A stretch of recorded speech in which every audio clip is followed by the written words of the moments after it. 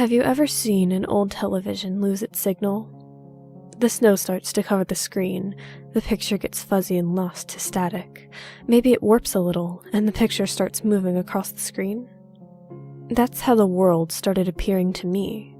It started with my left eye. Not for long periods of time. Just every so often my vision would get fuzzy and I'd start to lose focus. I panicked the first time it happened, figuring maybe I was having a stroke. I asked my health to scan me, and thankfully, it told me its optical lenses were just malfunctioning. Relieved that I wasn't dying, I decided to put off getting it fixed.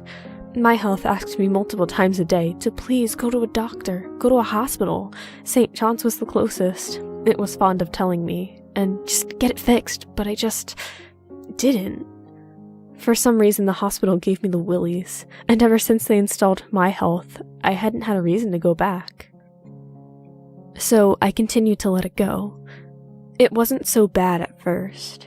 Bright flashes and static that lasted less than a second, maybe every couple of days.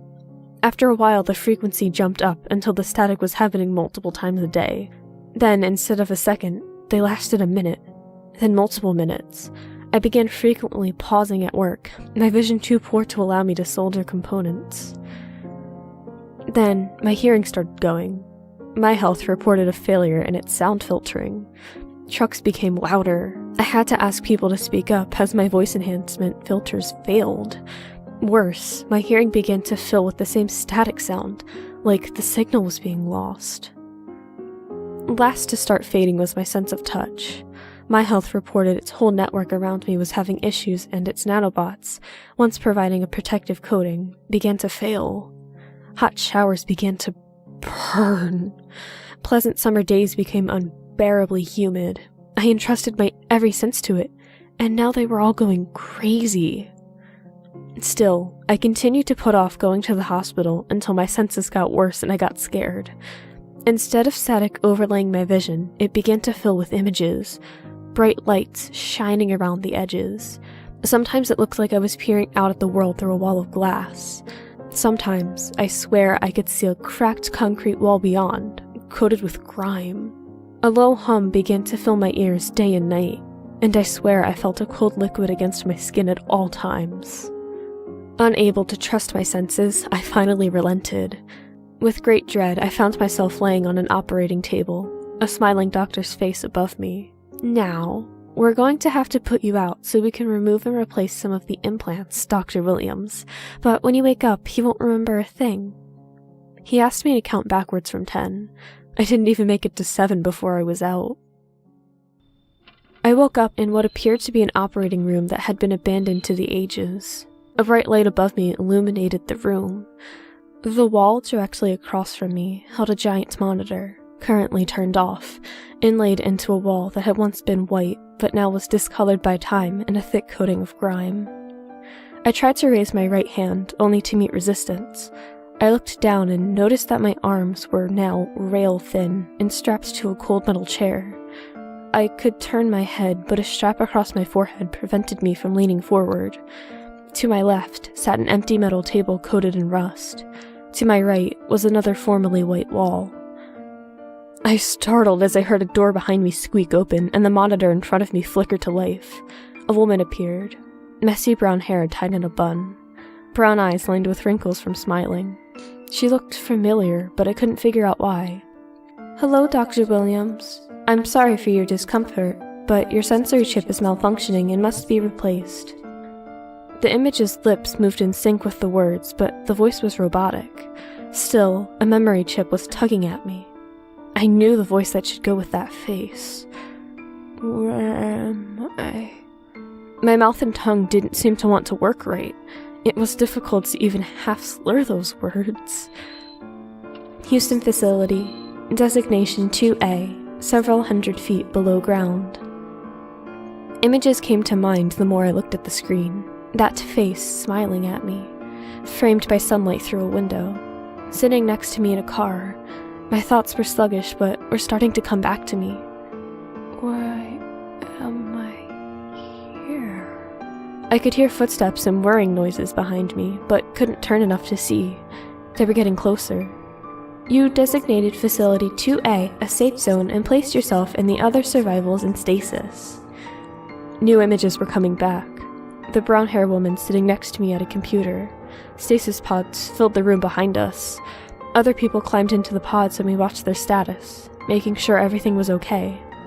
"I'm sorry, Dr. Williams, but we have run out of morphine. This will hurt." A stabbing pain entered the back of my neck and exploded through my head. As I tried to thrash, I could feel something cold and metal pressing into me. Then a sudden relief as it was pulled from me. I almost passed out from the release of pain and the empty feeling it had left behind. I sat, just breathing, as the steps and whirs of the machine behind me continued.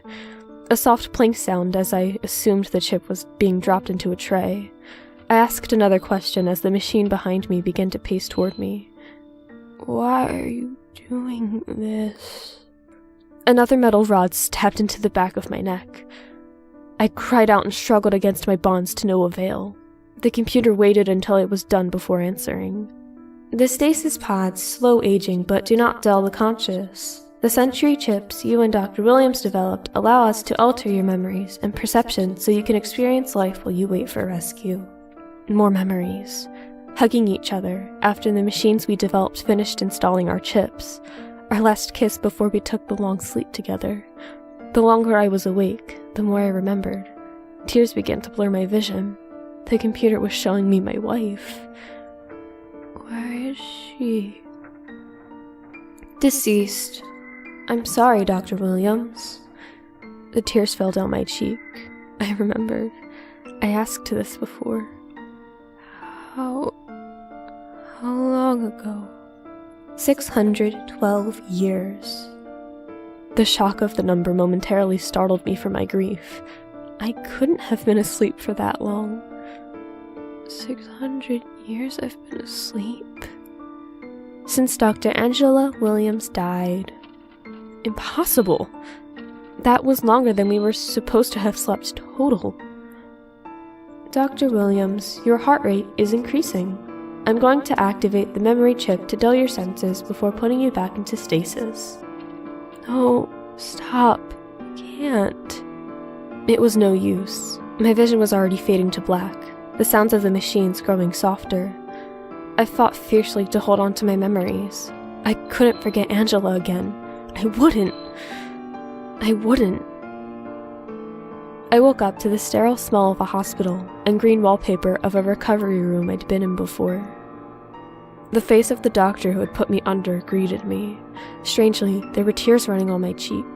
My chest was tight and I felt overcome by grief, but I couldn't figure out why. "The operation was a success. Your senses should be back to normal." The doctor frowned as he took in my condition. "Are you okay, Dr. Williams?" Sobs threatened to escape my throat. I breathed deeply, trying to relax myself. In, out. I felt like I was forgetting something important. I didn't know what it was. "I think I'm okay. Is my wife here?" The doctor smiled. "She is. I'll send her in." He left, and shortly after was replaced by Angela. Her messy brown hair was tied back in a bun. The image briefly flashed through my mind of her face displayed on a screen in front of me. I shook my head and smiled up at her. She was here now, and that was all that was important.